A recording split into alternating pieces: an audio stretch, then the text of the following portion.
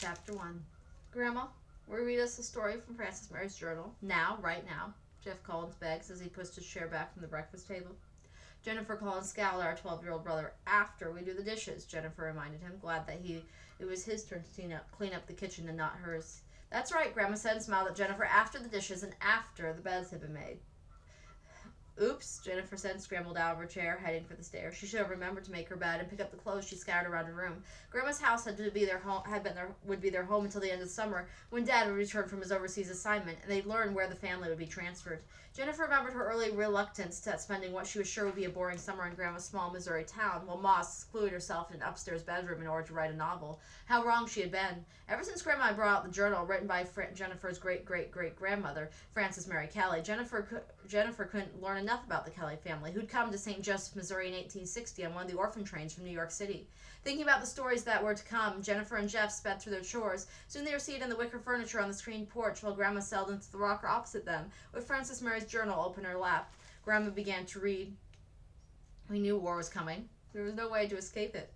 Even before Abraham Lincoln's inauguration as President of the United States on March 4th, 1861, the southern states had begun seceding from the Union. So while we rejoiced that Kansas was granted statehood, and we were admitted to the Union on January 29th, we could not forget our fear that what might happen to a country so barely divided.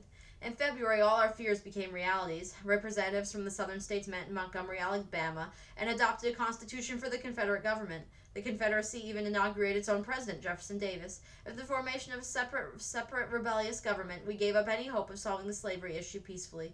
It'd be a North against South, neighbor against neighbor, and we were all fearful. I confess that I carried an extra worry within my heart. I knew my brother Mike, loyal, brave, and impulsive, wouldn't be content to remain at home with his foster mother, Mrs. Taylor, when the activity beckoned all around him, especially since Captain Taylor, his own foster father, would be leading his own company into battle. After the first shot was fired upon Fort Sumter on April 12th, Mike proved I was right about him. In his subsequent letter, Mike wrote about the excitement about volunteers being trained and plans being made at Fort Leavenworth. Did Mike wish to participate in these plans? I hurried to remind him that war was not an exciting adventure, it was horrible. I pointed out that men must be at least 16 in order to serve as soldiers, and he was only a boy of 12. 12, close to 13.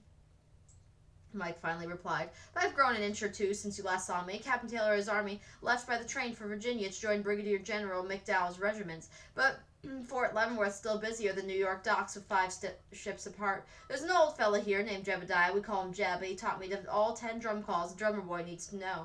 In spite of the warm weather, I shivered as I read his parting words. You may know what's best for you, Frances Mary, but there's no way you can judge what's best for me. Only I can do that. And they teased, tell me, how can you know anything about war, a gentle but bossy girl who's never been near a battlefield?